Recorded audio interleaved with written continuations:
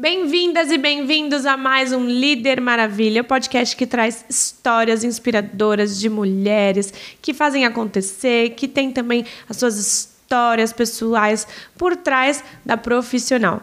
E hoje estou aqui com Fabiola Batista, contadora, fundadora do IR Resolve, a nossa primeira contadora nesse podcast. Bem-vinda, Fabi. Obrigada, Carla. É uma honra estar aqui com vocês hoje, né? Minha primeira vez no podcast também, né? E espero conseguir mostrar um pouquinho da minha história aqui com vocês hoje. Sim, com certeza. Vamos começar, que eu sempre começo pela história lá do começo, da sua infância, da onde você é, de onde você veio, como foi sua infância, seus pais, sua família, porque eu acredito que a base é a familiar, é a história pessoal primeiro da mulher. Então me conta, de onde você é, Fabi? Bom, eu sou aqui de São Paulo mesmo, né?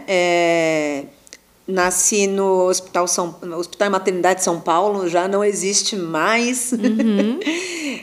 Meus pais... Meu pai era de Santos, minha mãe aqui de São Paulo. Foram casados por mais de 45 anos. Meu pai faleceu há 3, né?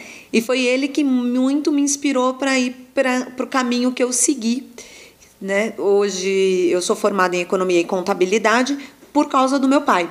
Ele sempre trabalhou em banco, ele se formou em administração, trabalhou em banco a vida inteira, no Banco Francês Brasileiro, que virou, hoje é o Personalité Itaú. E quando eu era criança, eu já era muito voltada para o lado da matemática, né? Ver cotação de dólar, nossa, essa coisa.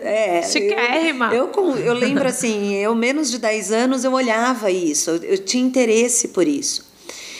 Inclusive, sei lá, com 5, 6 anos, eu falava que eu queria fazer números, porque minha mãe fez faculdade de letras e era professora de português. Então, eu queria fazer números para fazer matemática, para dar aula de matemática na época, né? E, com o tempo, eu fui entendendo que eu não queria ser professora de matemática, mas sim trabalhar na área financeira, principalmente. Eu queria trabalhar em banco. Legal. Coisa que meu pai meio que não queria que eu fizesse. Eu acho que é um pouco, né, proteção paterna. Sim. Mas eu fui para fazer faculdade de economia, ledo engano, porque eu achava que economia era exatas e não humanas, né? Mas adorei a faculdade. No meio do caminho, eu comecei a trabalhar com auditoria na KPMG e foi onde eu me apaixonei pela contabilidade, né? Mesmo entrando, trabalhei em banco, fui estagiária em banco, mas acabei... Os caminhos aí da profissão me levaram mais para a área de TI, né? Mas sempre com apoio, então, do meu pai, da minha mãe, né? Minha mãe não queria que eu fosse professora também, então, por isso que eu também saí um pouquinho da área de matemática, mas sempre gostei dessa coisa. E os meus irmãos, que eu tenho 2 irmãos, eles também sempre... estiveram junto, apoiando. Meu irmão mais velho, ele trabalha hoje como roteirista, né? E faz essa área de audiovisual, né? E o mais novo é engenheiro. Você é a do meio, então? Eu sou a do meio, né? Então, eu sempre tive que lidar nesse meio masculino também, né? A gente fala que contabilidade é muito masculina, mas eu sempre tive que lidar no meio masculino, porque com 2 irmãos, eu a única menina, a gente sempre fica um pouco mais voltada no mundo masculino. Lógico, eu tinha amigas, tenho primas, né? Sim. A minha família é muito grande, meu pai tem 6 irmãos, com ele 7, e minha mãe tem 4 irmãos, com ela 5. Bastante. Né? Então, de um lado só são 20 primos. Caraca! Então, é uma família grande. Então, eu sempre tive essa vivência de família muito grande, que confraterniza, né, com natais e tal. Legal. Então, isso me ajudou a transitar bem. Eu sempre, nos meus trabalhos, eu sempre lidei muito bem, tanto com chefes homens quanto com chefes mulheres, né? Então, isso Me ajudou muito essa vivência de Mas família. o seu primeiro foi estagiário no... Em banco, no banco? Banespa. No Banespa, finado Banespa. Tá. Né? Eu até brinco, quando eu saí do Banespa, eu fiquei lá de estagiária quase um ano. Quando eu saí para ir para o Banco Real, na época, a ABN, colocaram lá 10 estagiários. Eu era a única estagiária da agência. Depois que eu saí, entraram 10. Aí eu brinquei com a gerente, né? Falei, nossa, eu valia por 10, né? Eu podia ter ganhado bem mais. Ela dá risada. Mas o meu primeiro estágio foi no Banespa. Tá. E aí depois? Aí depois eu fui para a área de TI, né? Foi onde eu fiquei mais tempo. Fiquei 10 anos na área de TI, sempre em área mais operacional. Tentei fazer a área de vendas, né? Mas eu não tinha tanto conhecimento técnico. Então, eu acabei ficando mais na área de operações mesmo, trabalhando, fazendo relatórios, fazendo processamento de pedidos, né? E aí eu fiquei uns 10 anos no total. Acabei saindo da empresa que eu trabalhava, na WebSense. Fiquei mais ou menos um ano fora do mercado. Voltei para o TI na Totalware. Só que aí nisso eu engravidei do meu primeiro filho. Aí eu já estava com uns 38 anos, quando eu tive ele. E para mim não estava valendo a pena permanecer na empresa, porque a empresa ficava na Saúde e eu morava em Cotia. Tá. Né? Então, eu tinha que sair de casa antes das 6 da manhã e eu chegava depois das 8. Com bebezinho, né? Somos mulheres. Então, era complicado. Eu acabei abrindo mão da carreira nesse momento para cuidar do meu filho. E como que foi isso para você, o sentimento? Olha, naquele momento foi bem tranquilo, porque eu estava numa empresa que, apesar de eu gostar muito do que eu fazia, como eu tinha voltado para a área de vendas, o meu salário não estava no mesmo patamar anterior. Eu tinha rebaixado o meu nível de salário justamente para voltar para uma área que eu não tinha tanto conhecimento assim, que era a área de vendas, né? Tá. Então, isso me fez... ajudou a ficar mais fácil essa transição de voltar para dentro de casa, né? Ficar cuidando do filho. Fiquei ali por um ano e meio, eu comecei a tentar voltar, né? Fazer entrevistas de emprego, só que aí eu descobri minha segunda gravidez. Ixi! Eu falei, bom, agora não vai dar para voltar. Tanto que eu tive uma situação onde me ligaram para fazer uma entrevista. Eu já estava de 7 meses da minha segunda filha. E eu fui honesta ao telefone. Eu falei, olha, eu posso ir fazer a entrevista com vocês, porém eu tô grávida de 7 meses. Entendeu? Eu acredito que não seja interessante eu ir, não só por minha causa, né, mas por causa de vocês mesmos. Porque mesmo que vocês me queiram como funcionária, daqui 1 mês eu tô saindo de licença maternidade, né? E vou ficar aí pelo menos 4 meses sem trabalhar. Então, sim. Aí você acabou nem indo. Aí eles falaram, não, tudo bem, quando você quiser voltar a trabalhar, a gente volta a conversar. Aí minha filha nasceu, quando ela estava com uns 6 meses, 1 ano quase, comecei a procurar emprego de novo, só que aí veio a pandemia, né? Porque ela é de 2018. Em 2020 teve a pandemia. Sim. Aí, um pouco antes de começar a pandemia, eu tentei voltar para o mercado de trabalho com a minha prima, que trabalha com viagens, tentando vender viagens. Só que viagem não é a minha praia. E eu entendi muito bem isso. E como eu estava precisando voltar a trabalhar, eu comecei a pensar o que eu poderia fazer. E foi aí que eu voltei para o meu CRC, né? Falei, bom, eu tenho um CRC. Eu vou ver o que eu consigo fazer. Eu nunca trabalhei num escritório de contabilidade, então não tinha todo o skill para começar um escritório, porque você sabe bem que a gente não aprende fazer tudo que a gente faz no dia a dia de contabilidade. Exato. Dentro da faculdade, né? Mas eu falei, bom, vou tentar. E a primeira alteração contratual que eu fui fazer, tive que voltar 5 vezes na junta comercial por causa de uma rúbrica. E aí eu resolvi que eu não ia começar o escritório de contabilidade, porque eu falei, não vai dar certo isso. Eu não tenho, né, o conhecimento para isso. Nem o conhecimento, nem pessoas para dar... Não né? tinha, eu estava sozinha. E aí começou a pandemia, justamente. Falei, bom, vou começar a fazer declaração de imposto de renda. Pelo menos eu gero alguma renda para mim. E eu já fazia algumas, mas não com tanto afinco, né? Falei, pelo menos eu vou gerar alguma renda para mim. E aí eu vejo como isso desenrola. No meio dessa de vamos começar a fazer declaração, eu comecei a fomentar Facebook, na época não era nem Instagram, colocando algumas notícias. E naquele momento... foi o maior boom da Bolsa de Valores, né, de investidores. Eu brinco que o pessoal não tinha o que fazer em casa e viu que quando abria lá o banco tinha um negocinho, um botãozinho que era o home broker.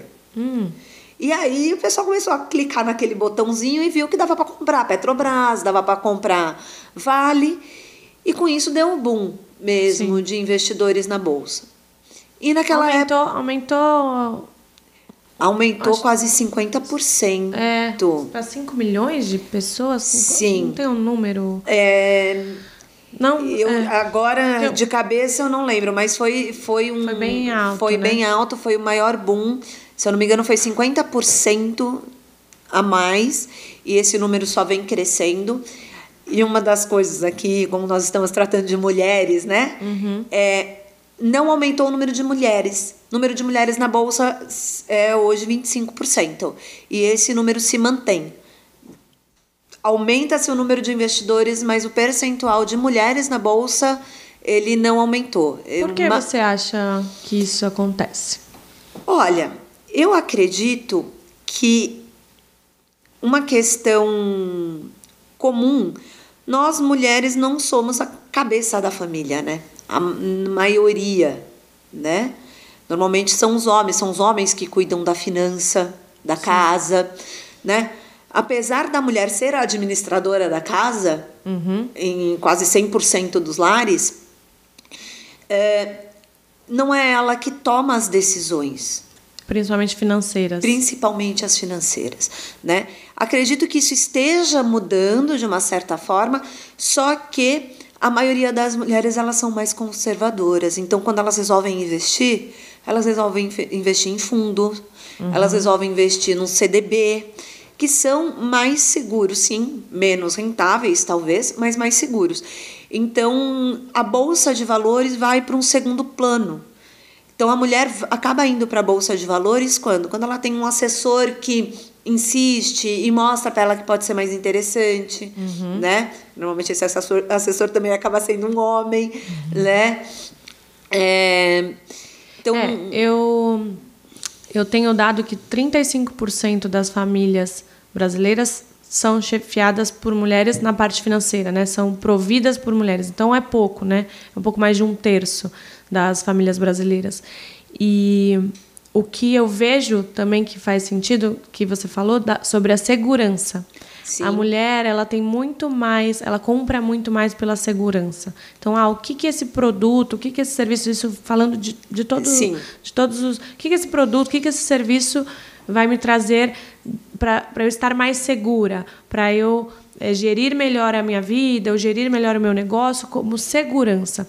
Então, eu sempre bato nessa tecla, assim, se você vende para uma mulher, mostra o benefício de mais segurança que você pode trazer para ela. Porque os homens, eles são pelo resultado.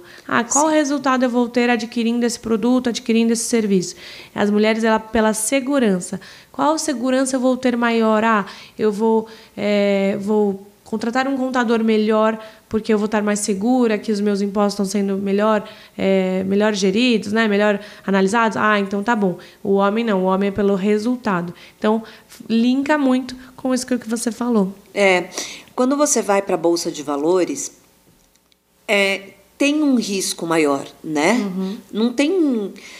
É matemático, você está falando de renda variável. E renda variável varia. Não tem jeito, né? Então,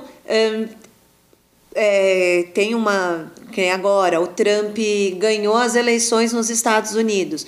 Isso já teve um impacto, seja na Bolsa, seja no dólar, né? Sobe exponencialmente, daqui a pouco desce de novo. Tanto que você tem que ter muito sangue frio, né? Eu tenho muitos clientes que eles vêm para mim falando assim, eu estou perdendo muito dinheiro na Bolsa. Eu falo, você só vai perder se você realmente realizar esse prejuízo, né? Porque, claro, eu comprei uma ação a R$10, hoje ela está valendo 5, é óbvio que eu tenho um prejuízo, né? Mas esse prejuízo é momentâneo. Pode ser que daqui 1, 2 meses, 1 ano, essa ação esteja valendo 20. Sim. Então, tanto que quem defende Bolsa de Valores, defende como você precisa ter Bolsa de Valores por longo prazo, né? Mas e o day trade? Mas como é que acontece? Não, o day trade você precisa ter um conhecimento muito apurado de uma determinada ação para saber se vale a pena ou não você entrar naquele day trade, né? E muitos dos meus clientes que fizeram day trade têm muito prejuízo, e prejuízo muito alto, né? Então, o day trade, às vezes, é visto como interessante, mas se você faz um estudo muito apurado daquilo que você quer, né? Eu não posso e não faço isso, não indico nenhum tipo de investimento. Você não é assessora de investimento. Porque eu não sou assessora, né? Tanto que eu tenho assessores que são meus parceiros, que quando o meu cliente pergunta, mas eu posso investir nisso ou naquilo? Eu falo, não, olha, conversa com esse assessor, né? Vê com ele. Melhor. Se você tiver o seu assessor, sim, né? Conversa com o seu assessor, porque eu não posso fazer esse tipo de indicação. Que tipo de indicação eu posso fazer? Se você vai investir no PGBL no final do ano para você salvar algum imposto de renda. Legal. Aí sim, né?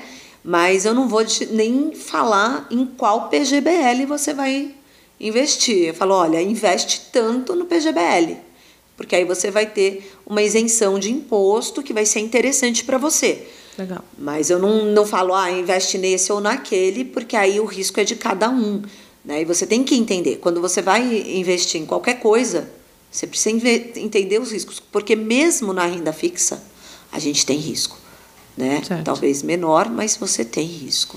E agora vamos voltar. Aí a gente você viu uma oportunidade, começou a fazer imposto de renda. Isso. E aí? Então, e aí eu pus lá, né, no Facebook uma reportagem falando que o investidor tinha que declarar. Naquela época, agora mudou um pouquinho as regras, mas naquela época, R$1 na bolsa, você tinha que declarar imposto. E eu coloquei isso no meu Facebook e foi um cliente, né, que virou o meu cliente. Ele viu aquela reportagem e ele entrou em contato. Vem cá, você faz declaração de investidor? Falei, eu faço. Na hora do vamos ver, eu faço. Claro. Uma das coisas que eu aprendi na vida é que você não deve falar não, né? Aproveitar as oportunidades. Aproveitar as oportunidades. Óbvio que aquela declaração eu cobrei super barata, mas eu fui atrás. Não sabia o que você estava se metendo. Eu não sabia onde eu estava me metendo. Foi ótimo, assim. E foi onde eu descobri o meu maior parceiro, né? Que é o IR Blindado. E na época era só um livro, né? Era um manual do IR Blindado. E por ali eu descobri o que eu tinha que fazer com esse cliente. Na verdade, esse cliente era bem simples, até porque ele só tinha feito day trade. durante um ano, então foi bem fácil fazer a contabilização dele. Mas eu fui descobrindo esse mundo. E eu descobri que não tinha muito contador que tivesse esse conhecimento, né? Na época eram poucos, uma com grande notoriedade, que é a contadora da Bolsa, e outros que nem sabiam como fazer isso. Uhum. E aí eu fui me aprofundando nesse universo, conversando muito com o Diego Varzeniak, que é do IR Blindado. Com isso ele foi aprimorando o produto dele e eu fui aprimorando o meu lado de contadora de investidores, né? Surgiu a nossa parceria, que é o IR Resolve, onde a gente presta serviço para esses investidores, né? Então, eu faço toda a parte de contabilização, faço declaração de imposto de renda, são serviços separados. Então, eu tenho uma calculadora automática, eu faço com o meu contador a parte de contabilização, mas ele não sabe fazer a declaração. Não tem problema, eu faço só a declaração, né? E aí surgiu, então, essa nossa parceria. E foi interessante, porque foi uma parceria ganha-ganha, né? Ele foi criando a planilha dele, que começou com uma planilha só para ações e hoje já é uma planilha onde a gente tem ações, fundos de investimento imobiliário, fundos de infraestrutura, que é isento, toda a parte de mercado futuro, inclusive o Bitfut, né, que é novidade na Bolsa, que é o mercado futuro de Bitcoin, né? Então, essa planilha foi crescendo e eu fui crescendo junto, porque todo mundo que entrava no IR Blindado perguntando se tinha algum contador para ele indicar, ele me indicava. Legal. Né? Então, vinha para o IR Resolve. E no meio disso, a gente entendeu que tinha muito contador que comprava o IR Blindado querendo prestar serviço. Só que aí tinha um problema, né? A dúvida do contador não é a mesma da dúvida do investidor. Porque eu digo o seguinte, o investidor, ele sabe o que ele fez. Ele investiu em ação, ele sabe que ele está investindo em ação, ele sabe que tem a isenção, ele pode até se confundir um pouco como funciona, mas ele tem noção daquilo que ele está fazendo. O contador nem sempre ele é investidor. Então, ele não vai saber 100% o que o investidor está fazendo. Então, aquela dúvida, assim, uma opção que vira pó, né? Porque a gente sabe que a opção vence. Ela tem uma data de vencimento. O contador, às vezes, não está preparado para isso. Então, ele pergunta, cadê a outra perna dessa venda ou dessa compra? Onde foi parar? Né?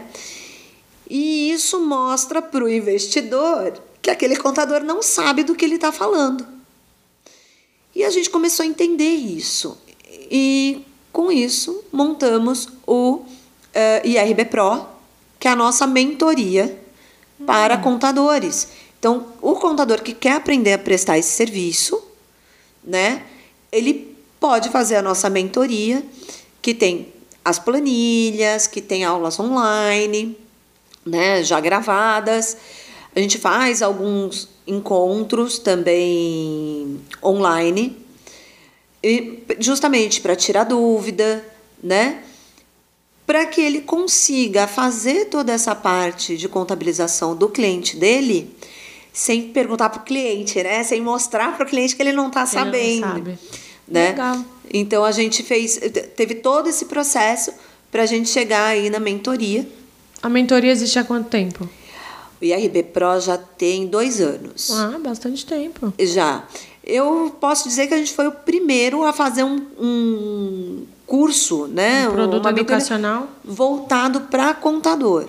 Tá? Hoje eu sei que existem outros contadores fazendo mentoria para contador neste ramo de renda variável, mas nós fomos os primeiros. Legal. Porque a maioria que estava no mercado tinha a intenção de ensinar, sim, mas ensinar para o investidor ou fazer pelo investidor, não voltado para o contador, né? Demais.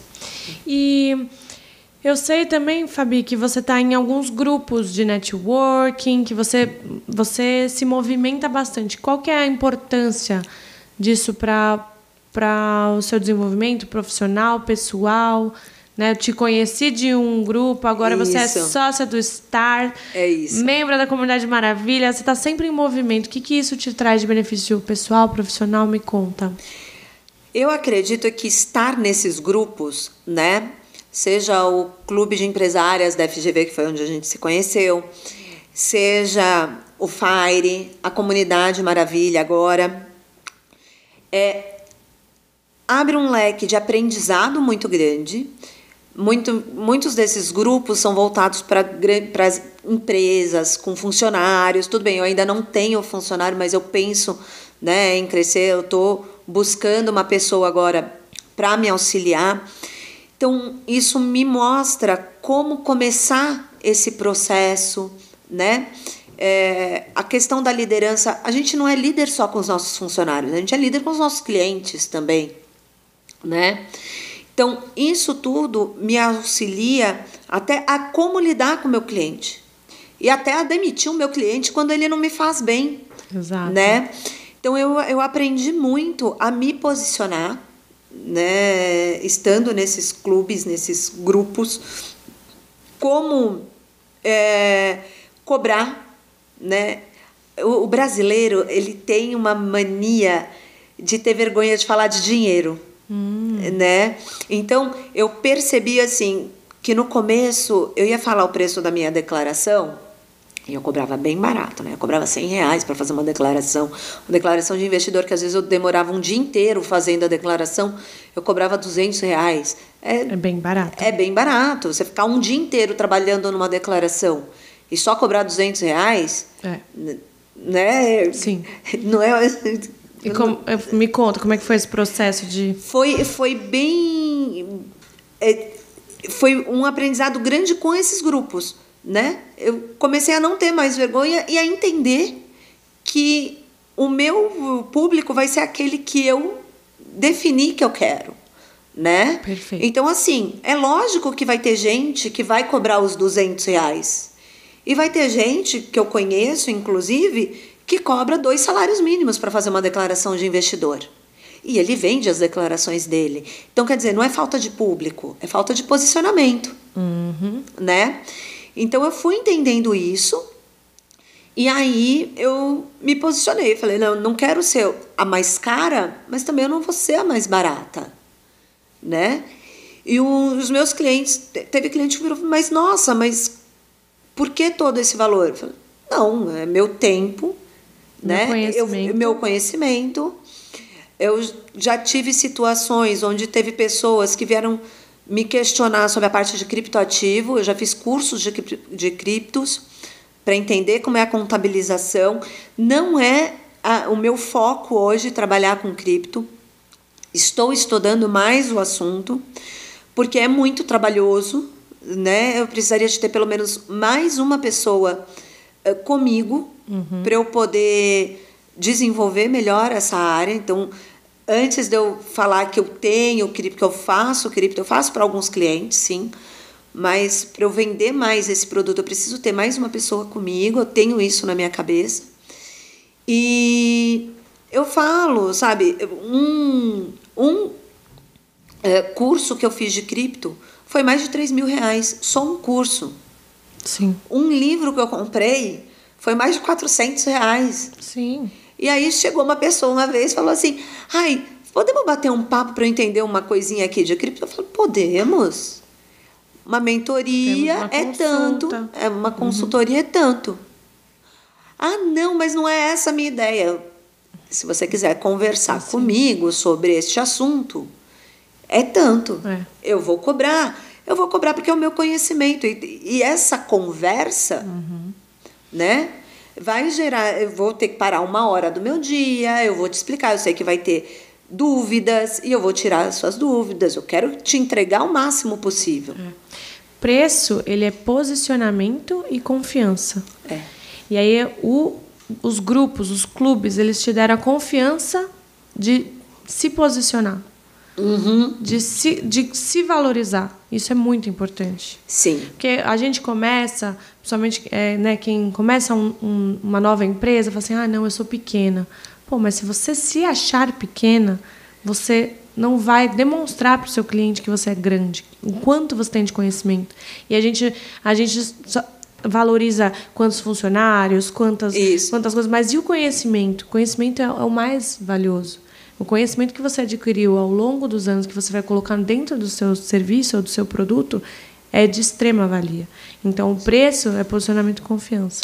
É isso. E eu fui aprendendo isso nessas vivências, né? Nos cursos, nos eventos, né? Eu já participei do Missão Day, do Missão Empreendedor. Então, a gente vai entendendo isso nesses ambientes que a gente está inserido, né? Então, eu comecei tanto que eu cheguei a falar para minha diarista, você não tem que ter vergonha de cobrar o que você cobra, né? Exato. Porque é isso. Eu parei de ter essa questão de chegar para o meu cliente, olha, é tanto. Não, é tanto, né? E é impressionante como a gente muda a postura quando a gente acha que está cobrando caro, né? Ou quando a gente acha que o nosso trabalho não vale. Porque quando você cobra barato, você está colocando que o seu trabalho não vale. Isso. Né? Poxa, eu fiz 2 faculdades, eu fiz vários cursos de aperfeiçoamento. Não foi um. Todo ano eu faço pelo menos um curso com um dos meus mentores. Eu já fiz com o Bruno Gomes, né? Que é o professor forrozeiro na internet. Eu já fiz com o Roberto Campos, né? São pessoas que estão aí no Instagram, super bem posicionados, e todo ano eu faço pelo menos um curso de algum deles para me reavaliar, para eu entender o que tem de novo, porque a gente não consegue abraçar o mundo, né? Sim. Então, principalmente nessa área de declaração de imposto de renda, de tributação, toda hora surge uma nova lei, uma nova regra para a gente levar em consideração, né? Esse ano teve a famosa lei das offshores, que mudou muita coisa de contabilização. Então, a gente tem que estar sempre se atualizando. Por que eu não vou pôr isso no meu preço? Né? E assim, já aconteceu de o cliente falar, mas fulano me cobra R$50 para fazer minha declaração. Ok, vai fazer com ele. Sim. Não tem problema. Eu não vou deixar de me posicionar, deixar de cobrar o quanto eu cobro, porque um ou outro cliente está questionando o meu valor. Exato. Entendeu?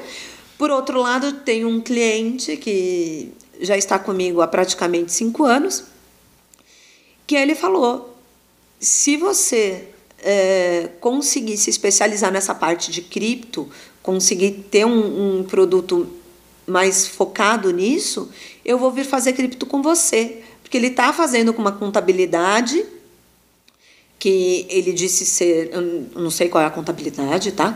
Mas ele disse ser especializado em cripto.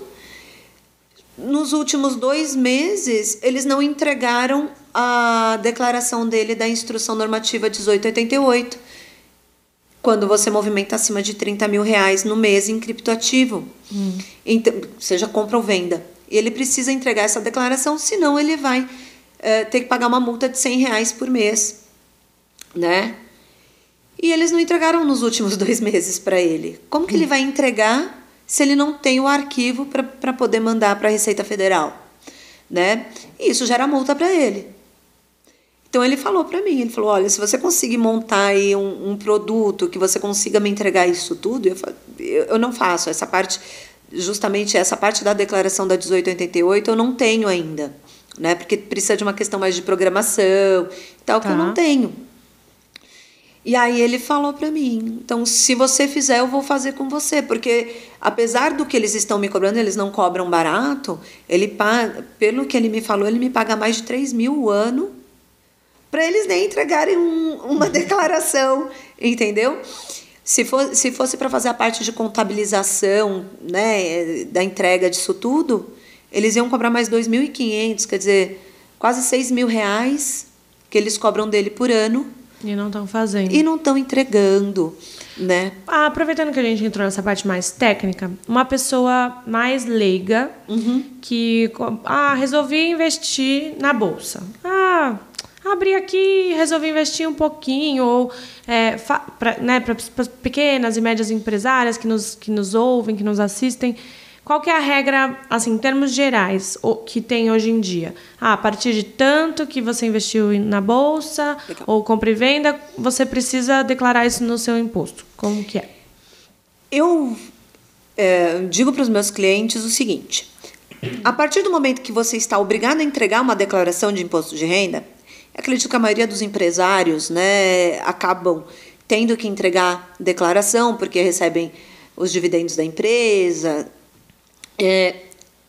Coloque tudo que você tem de bolsa, tá? É interessante você colocar na sua declaração tudo que você tem de investimentos. Inclusive, se a gente for levar a ferro e fogo, quem tem um iPhone deveria colocar o iPhone na declaração de imposto de renda, porque qualquer bem em direito acima de R$5.000 tem que estar declarado. E um iPhone hoje é R$15.000, né? Então, em teoria, ele deveria estar lá. Mentira. Uma geladeira deveria estar na declaração. Jura? Juro. É interessante a gente pensar nisso. Mas poucas pessoas colocam, né? Poucas pessoas colocam. Óbvio, a Receita Federal não vai vir atrás de você porque você não colocou seu iPhone ali, né? Uma geladeira ali na sua declaração. Mas, de uma certa forma, quem coloca pode se beneficiar em alguns pontos, tá? Como, por exemplo, você foi assaltado na tua casa, você tem o seguro da sua casa, a sua declaração está dizendo que você tinha aquela geladeira, você tinha aquela televisão de R$10.000. Te ajuda. Te ajuda. Então, assim, não é obrigatório e não é, tá? Mas para alguns pontos, às vezes, pode te auxiliar. Tá? Porque quando você põe isso numa declaração, você vai pôr o número de série, você vai pôr algumas informações ali que podem ser benéficos no caso de um furto, né? De um incêndio, né? Você tem uma comprovação. A declaração de imposto de renda, ela é uma comprovação de renda, é um comprovante de renda, inclusive para você tentar um financiamento no banco, né? Então, quando você coloca que você tem um iPhone, que você tem uma geladeira de R$15.000, isso vai mostrar para o banco que você tem um patrimônio de 500 mil, de 1 milhão, de 2 milhões de reais. Então, isso mostra que você tem um certo patrimônio, pode ser interessante, né? Então, a partir do momento que você está obrigado a entregar uma declaração, coloque tudo, mesmo que você tenha só R$200 numa Petrobras, entendeu? Tá. Eu colocaria tudo. Mas a gente é obrigado a colocar os ativos de Bolsa de Valores, ações acima de R$1.000 investidos, então, só investi R$200 na Petrobras. Não estou obrigado a colocar este item na minha declaração. Posso colocar, mas não tem obrigatoriedade. Tá. A partir de R$1.000 investido, eu estou obrigada a colocar que eu tenho este investimento, tá? Fundos, isso já muda. Fundo de investimento imobiliário, fundo de investimento de infraestrutura, é R$140 investido. Então, eu até falo que para fundo de investimentos imobiliário e de infraestrutura, é praticamente uma cota, né? Hoje em dia, a maioria dos fundos... Você tem mínimo, né? Você tem fundos de R$10. Tem de R$10. Tem. O MXRF, que é um fundo que eu gosto bastante, eu tenho investimento nele, é R$10 a cota. Mas a maioria dos fundos é de R$100 para cima. Então, você tem 1, 2 cotas, você já está obrigado a colocar na declaração. Tá? E BDR e ETF. O ETF segue a regra do fundo, então também é R$140. E BDR, se eu não me engano, também é R$1.000 investidos, tá? E a apuração do imposto no mês a mês? A apuração no mês a mês, ela é feita para autocontrole, né? Então, tanto que eu tenho cliente que ele chega uma vez por ano para mim com todas as notas de corretagem, para eu fazer a contabilização para ele. Isso é ruim quando você tem lucro, porque você pode estar pagando um DARF em atraso e aí vai ter multa e juros, né? Então, você se antecipar e fazer todo mês, você vai pagar menos imposto, porque você não vai pagar multa e juros, né? E você vai ter o acompanhamento também do seu prejuízo, se você está tendo prejuízo ou não, tá? Mas então, o ideal é para quem compra e vende, quem realiza? Eu falo para os meus clientes fazerem todo mês, sempre. Para você ter esse acompanhamento, porque vai chegar na hora da declaração, você vai ter que ter todo o histórico. Todo o seu histórico, né? Então, quanto você tem na carteira? Então, o seu preço médio, né? Se você fez venda, se você teve lucro ou prejuízo, você vai ter que declarar. Você vai colocar lá na parte de renda variável na sua declaração. Então, quando você tem esse acompanhamento mensal, isso facilita. Chega janeiro, você já tem tudo pronto. Ah, tá. Independente. Mas são poucas pessoas que fazem? Os seus clientes fazem, Os meus clientes fazem. Isso tem aumentado, né? Porque a gente tem tido muitos influencers falando neste assunto, né? O Thiago Nigro, ele fala que você tem que fazer o acompanhamento. Um dos meus parceiros, que é o Baby Investidor, ele também fala que você precisa fazer esse acompanhamento. Hoje tem muitas ferramentas automatizadas, né? Você tem o Grana, você tem o MyCapital, você tem o IR Trade. Eu faço esse acompanhamento. Falo que a minha diferença com as automáticas é que você vai poder falar comigo diretamente. Você vai falar com uma pessoa. Numa calculadora automática, às vezes você tem a dificuldade lá, você tem uma dúvida, você não vai ter com quem falar. Ou você vai ter que pagar a mais para ter um assessor te auxiliando. Entendi. Então, esse é o meu diferencial com as automáticas. Mas elas também geram um relatório no final do ano, com o seu preço médio, com seus ganhos e prejuízos. Já peguei algumas falhas, porque é o que eu falo. Mesmo as automáticas, elas foram desenvolvidas e criadas por uma pessoa. Tem uma pessoa por trás. Então, pode ter erro. Sim. Eu sempre incentivo os meus clientes e os meus alunos a entenderem como são feitos os cálculos, a saberem como isso é feito, para poder questionar. Então, poxa, Fabíola, você está me cobrando, você está dizendo que eu tenho que pagar um DARF, mas esse mês eu fiquei abaixo dos 20 mil reais de vendas. Por que eu estou pagando DARF? Vamos analisar. Você ficou abaixo dos 20 mil reais de venda, só que você vendeu fundo de investimento. Fundo de investimento não tem isenção. Fundo de investimento imobiliário, qualquer lucro é tributável. Então, por isso que você está pagando. Então, vai gerar um questionamento. Você não pode confiar cegamente. Sim. Né? Eu falo isso até mesmo para o trabalho do contador, uma empresa. O empresário que não domina a sua empresa, não sabe os gastos que está tendo, e o lucro, né, que ele teve, como que ele vai questionar o contador se está tudo lançado? Pro investidor é a mesma coisa. Então, assim, ele precisa ter algum conhecimento de, por exemplo, quantas ações ele tem, se aquela empresa bonificou ou não. Então, o investidor, ele vai ter todo o conhecimento da carteira dele. Se ele não tiver algum problema, tem. Como que eu vou investir numa coisa que eu não conheço? Sim, sempre questionar e saber. A gente não vai ter o conhecimento de tudo, mas claro, principalmente os líderes têm que ter o conhecimento macro, né? Para conseguir analisar, perguntar para um parceiro estratégico que saiba mais, mas saber olhar de cima e ver o que eu tenho que fazer agora. Eu vou delegar para essa pessoa que essa é especialista nisso. Isso. E assim vai indo, né? E é isso que eu coloco sempre para os meus clientes. Eu estou aqui para te auxiliar, certo? Então, você precisa me dar as ferramentas. Eu já tive casos, e mais casos, de cliente ficar bravo comigo por eu pedir algumas documentações. Teve uma vez que o cliente me passou as notas de corretagem, só que eu precisava fazer mais de um ano de movimentação dele e ele tinha muito fundo de investimento imobiliário. E os fundos de investimento imobiliário têm muita subscrição. A gente tem um problema com subscrição. Ela não aparece nas notas de corretagem e ela nem sempre o investidor entra na subscrição.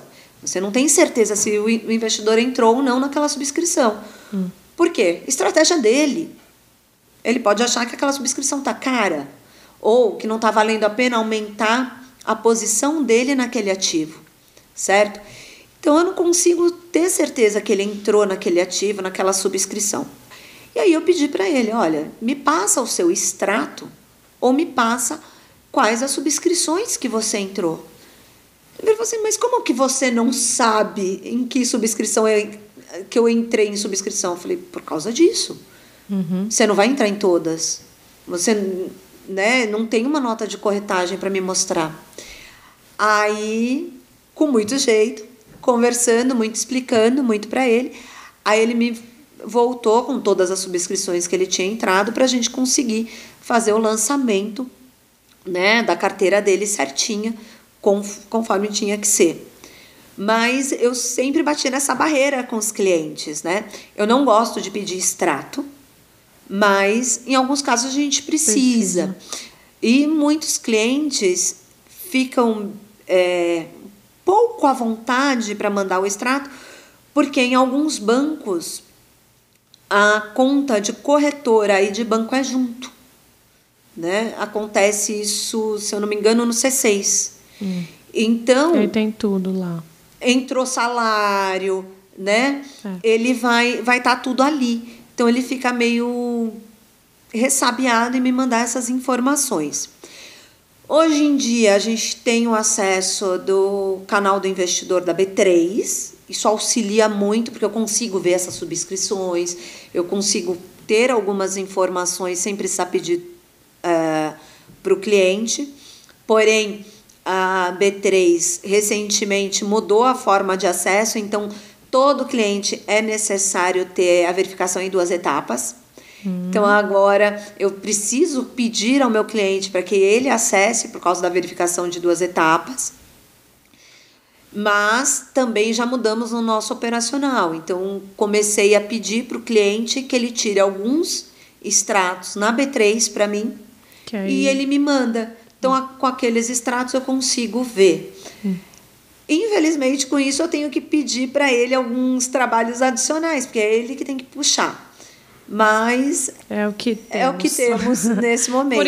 Por enquanto. Quem sabe a gente consegue pedir para a B3 ou liberar um acesso para contadores, né? Eu sei que as automáticas já têm um acesso diferenciado, mas os contadores não, né? Então... por falar em por enquanto, estamos chegando na nossa reta final. Então, queria saber sobre o futuro. Qual é a sua visão para o futuro da IR Resolve, da sua empresa? Você falou um pouquinho que está pensando em contratar, né? Por enquanto, você é uma Eu presa. De 5 anos de... Segurou bem, hein? Segurou bem. Agora acho que está na hora de crescer ou não? O que você pensa? Está na hora de crescer. Eu acredito... no crescimento para o próximo ano. Estou buscando uma pessoa, neste momento, um estagiário, né, para me auxiliar nessa parte mais administrativa. A minha ideia é contratar até janeiro, porque a hora que começa a época de declaração, eu não consigo também treiná-lo. Sim. Né? Então, eu preciso contratar antes. E quero fazer alguns eventos voltados para contadores, principalmente, para levar esse meu conhecimento. Porque eu acho importante. Eu já vi muito contador fazendo muita coisa errada com os investidores, e isso pode levar a uma malha fina, a multa, né, para o meu cliente. E isso não é bom para ninguém. Não é bom nem para a classe contábil, né? Nem para a classe contábil, porque acaba gerando uma desconfiança no contador.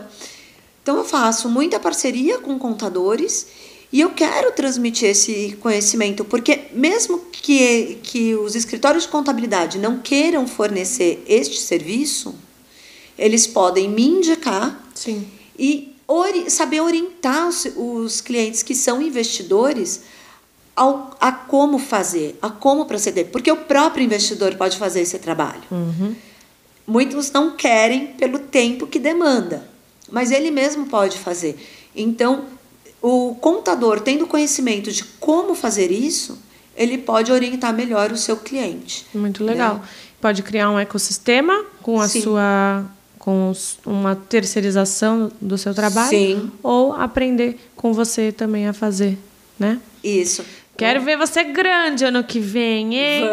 Vamos trabalhar para isso. Não é à toa que eu estou hoje no Star, na comunidade Maravilha, para fomentar e crescer. Essa é a ideia. Muito legal.